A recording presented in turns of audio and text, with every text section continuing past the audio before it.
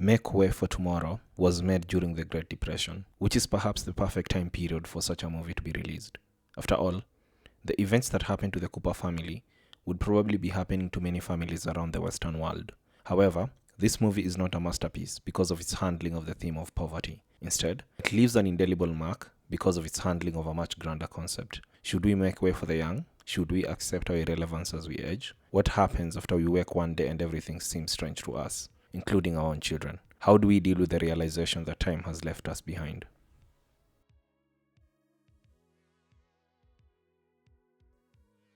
Before we can see what answers the movie provides to those heavy questions, let's take a short peek at 1937. Three important aviation events happened this year.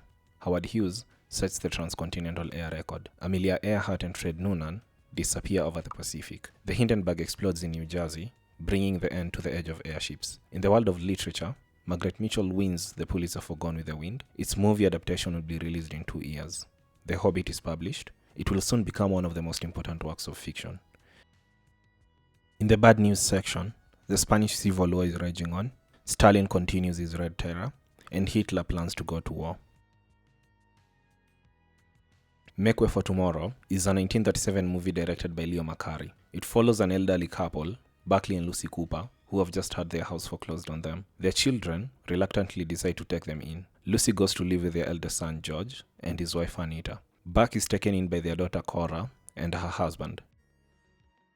During their stay at their children's places, they both realize how great of an inconvenience they have become. It seems that their presence is making it hard for their children to live their normal lives. They are treated like strangers by the people they raised. They are a burden that needs dealing with. Still, they cling to the hope that one or all of their children will reunite them. Unfortunately, all they are offered are excuses and further attempts to indefinitely separate them. By the end of the movie, they accept their fate and decide to have a bit of fun. Despite how the story sounds, it doesn't end with pure bitterness.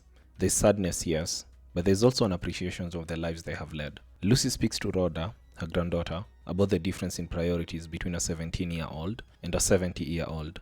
Rhoda is obsessed with dancing and going to parties. Her grandma states that at her age, such things don't matter. When you're 70, you spent a lot of time pretending that fun and other facts of life aren't important. Initially, Buck seems to be unwilling to accept his age. When he's offered a job as a farm keeper, he turns it down, stating that Lucy wouldn't like it. He walks around town looking for a job as a bookkeeper instead. Obviously, this doesn't work. As the movie winds down, both Buck and Lucy have accepted their situation. Lucy accepts that she needs to go to the nursing home. Buck accepts that they'll probably never be reunited. This leads them to postpone going to the farewell party their children had organized. Instead, they relive their youth. The Cooper children are the main reason that the movie leaves an impression. Their behavior and interactions with their parents make the movie what it is. There is Cora, who is memorable as being rather strict and unlikable. I like the actress quite a bit. George, on the other hand, tries to act as mediator between his wife and his mother. This doesn't work, and in the end he has to give in to his wife's demands. At the end of the movie, it is clear that the children regret how they have been treating their parents. However, it's too late for them to stop what's already in motion. Soon, their father will be shipped to California, and their mother will be confined to a nursing home. There is a bitter universality to the decisions the Cooper children are making. As the movie went on, it became impossible for me to judge them, as I didn't know how much different my decision making would be if I were in their place. The last 30 minutes of the movie are memorable because Lucy and Buck finally get together. It's the first time they are away from home since their honeymoon. That's a rather poignant realization, which leads to them going to the hotel they spent their honeymoon in. At the hotel, the management treats them spectacularly, providing them with an opportunity to do things which we usually associate with young couples. The time that Lucy and Buck are together on screen showcases two things: their acting caliber and the tangible chemistry that they have. They quibble and joke like an old couple would. While time has left them behind, they end up having fun despite that. Lucy drinks for the first time in public, an act that was not acceptable for women 50 years prior. They dance, but they realize, rather comically, that dancing has also left them behind. It's much too fast for them. The movie therefore ends with a bittersweet note. You get to see how good together Lucy and Buck are, but then Buck boards the train and you realize that this might be their final farewell. The Great Depression is when Hollywood reached its adolescence. While the 1920s produced cinematic gems, it was in the 1930s when the first GOT contenders would be birthed. This being said, the 1930s also produced so many didactic films. For some reason, the collapse of the financial world convinced some Hollywood directors to make movies that educated the masses. Oh, how I hate preachy movies. 1933's Heroes for Sale is a movie I dislike for this reason, and also due to the fact that it wastes Loretta Young. While other movies of this era escape my disdain by being enjoyable comedies, Make Way for Tomorrow does so by going for a universal theme. I respect either approach.